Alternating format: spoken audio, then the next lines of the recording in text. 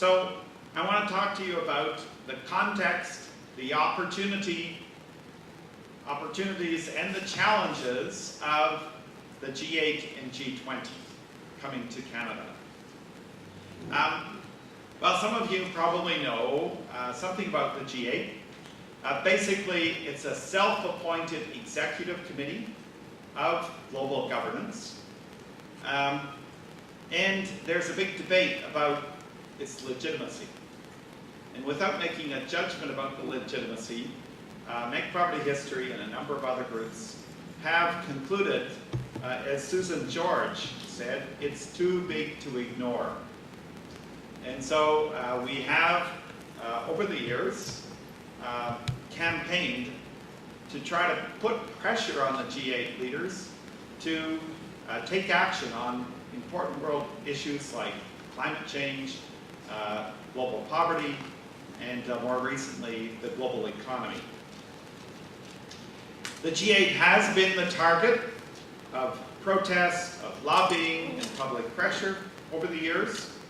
And although there have been occasional instances of violent protest, which I believe has been counterproductive, the result of overall of public pressure has had some positive impacts. In fact, the G8 has taken action on a number of things, including establishing the Common Fund to combat AIDS, TB, and malaria. It did take action to cancel a good share of debt of developing countries.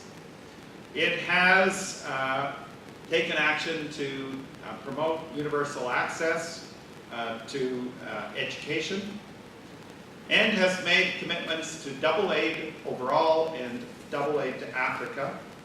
And most recently, last year, they adopted a $22 billion commitment to increase agriculture and food security.